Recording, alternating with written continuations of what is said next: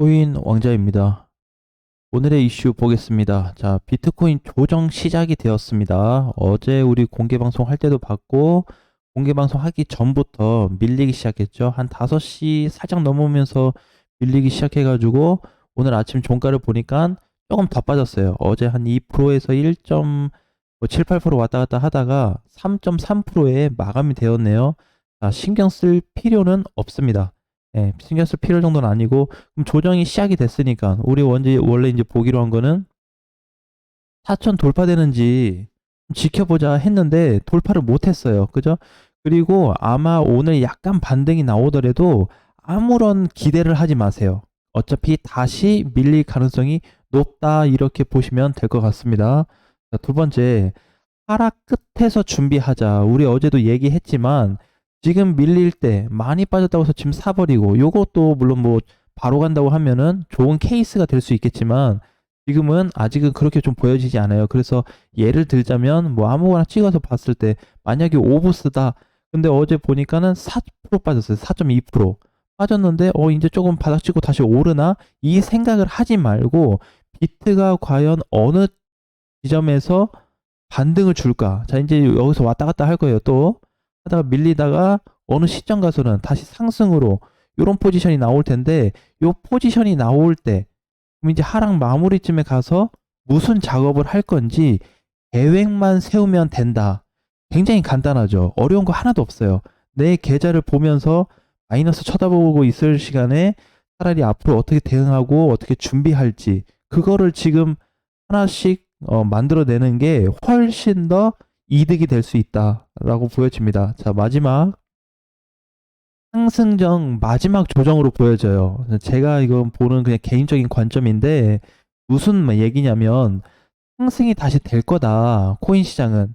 근데 이제 다시 될 건데 조정이 마지막 단계로 좀 보여져요. 예를 들자면 케이스가 이제 어떤 케이스가 되냐면 약간 요런 식의, 그죠? 요런 식의 좀 케이스.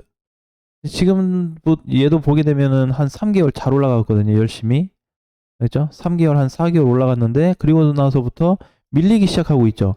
짱짱짱 빠져준다. 근데 이거 지금 밀린다고 해서 아이고 내 마이너스, 그럴 필요가 없어요. 어차피 여기서 잡으신 분들은 지금 수익 상태란 말이에요. 거의.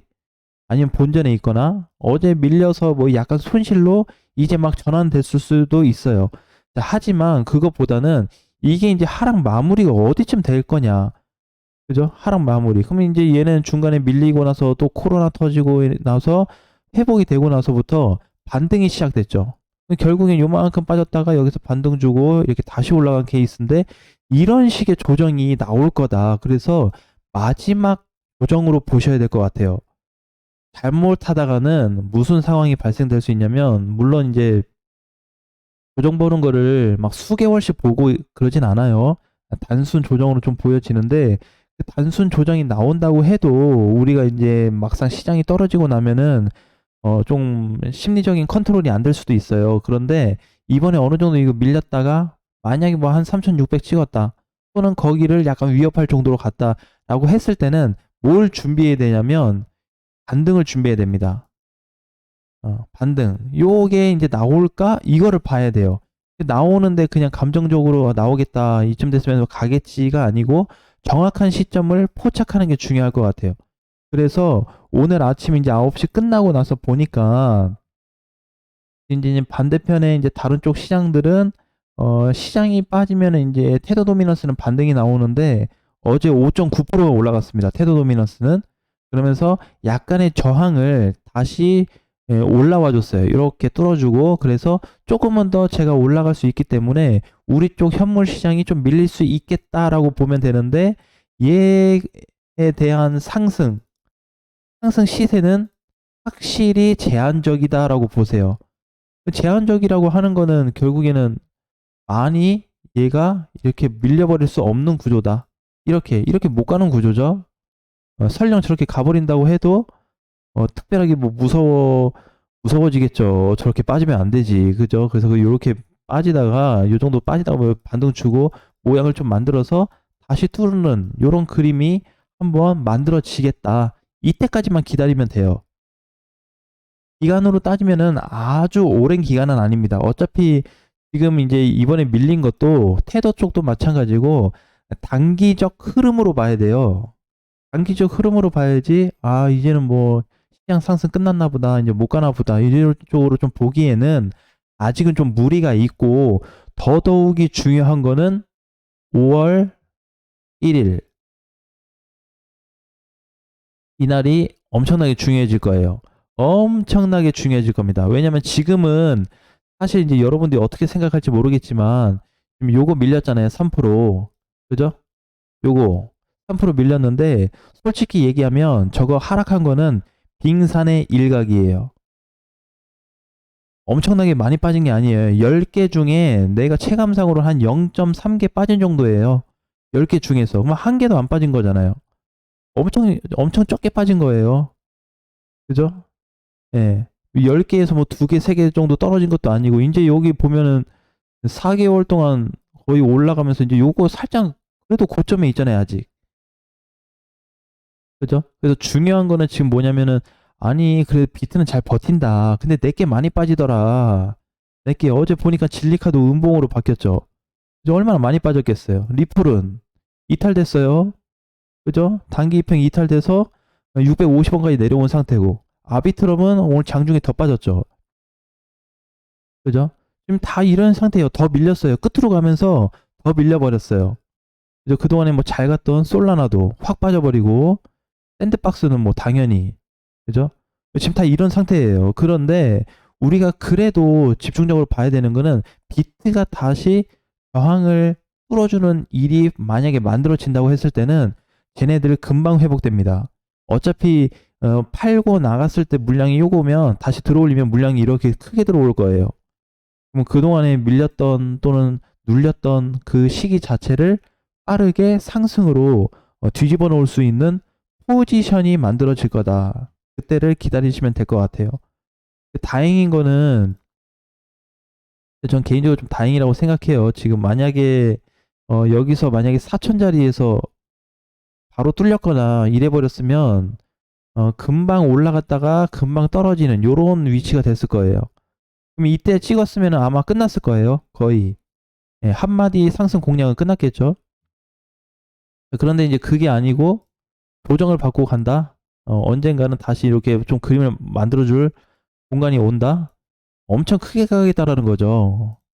그죠? 올해 잘 봐야 되는데 올해 4월달, 3월달, 2월달, 2월달 다 중요한데 올해 시장을 잘 봐야 돼요.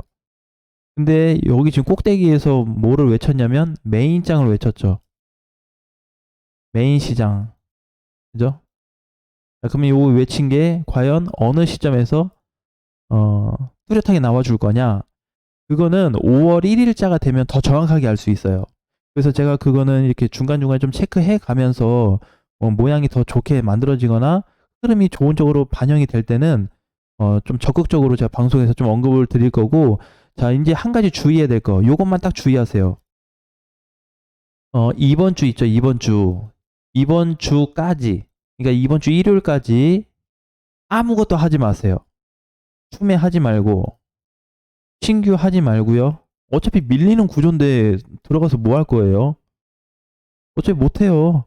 여기서 할 수 있는 게 없어요. 추매하고 신규 절대 하지 마세요. 요거 만약에 내가 이제 수익권이다.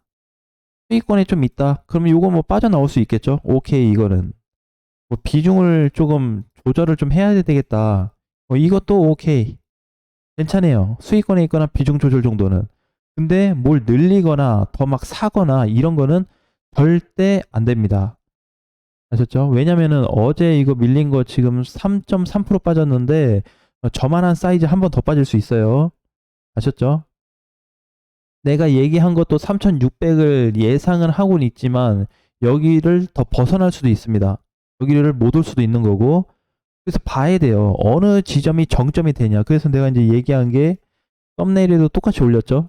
조정 시작이 되었고 하락 끝에서 준비하자고 하는 거예요. 그래서 최대한 밀리고 나서 그리고 보자. 중간에 막 타고 또 밀리고 손실 보고 이러지 말고, 그 다음에 상승 전 마지막 조정이기 때문에 이거를 가장 큰 키포인트로 좀 생각을 해 둔다면 우리가 이번에 시장을 좀 밀리고 비트도 뭔가 꺾이는 것 같고 이더리움도 막 쫙쫙 밀려버렸죠. 그래서 6% 빠졌습니다. 이더 그죠? 그래도 그동안에 잘 가진 거에 비하면 많이 빠진 건 또 아니다 이렇게 좀 볼 수 있기 때문에 전체적인 흐름을 놓고 봤을 때는 아직은 상승 시세가 끝나지 않았고 아까 보여줬던 비트 과거 패턴처럼 조정을 거친 이후에 상승이 충분히 나올 수 있는 구조도 만들어지고 있다라고 이해하시면 될 것 같아요. 너무 어렵게 생각할 필요도 없고 그렇다고 너무 부정적으로 볼 필요도 없는 위치에 있으니까 이게 그냥 이렇게 될 수도 있어요. 예전에 뭐 이렇게 올랐다가 그죠? 쭉 빠졌는데 이제 여기서부터 본다 그러면 올랐다가 훅 눌렸다가 눌리고 눌렸다가 이렇게 또 다시 가거든요. 요런 케이스도 될 수 있어요, 지금. 어, 아예 눌리지 않고 그냥 횡보가 길어져 버리는 장 이게 올 수도 있거든요. 그러니까 지금 당장에 뭐 내 종목 어떡하지 막 이런 거보다는 너무 그쪽으로 보지 말고요. 시총이 5천억 이하인 애들은 좀 주의해서 살펴보시고 그런 애들은 비중 축소도 좀 해야 되고 하는데 가능하면 이제 좀 시총이 그래도 조금 높은 애들 좀 무거운 애들이 있다고 한다면 걔네는 좀 지켜보면서 하자. 지금 밀린 것만 가지고 얘기하면 솔직히 답을 못 찾아요. 오늘 딱 요 3% 빠지고 다른 애들만 6% 빠지고 뭐 많이 빠지는 애들 막 7, 8% 빠지는데 그 지금 당장 답을 어떻게 구해요? 아싸리 던질 거면 모를까? 그러니까 그렇게 정의하지 마시고 지금은 방금 전에 얘기했던 두 가지 케이스 좀 긴 조정 우하향으로 빠질 수 있는 조정 하나 박스권 행보가 나올 수 있다는 거 하나를 염두에 두고 시장의 마지막 자리를 준비하자라는 말씀 드리겠습니다. 오늘 장도 화이팅 하시고 다음 시간에 뵙겠습니다.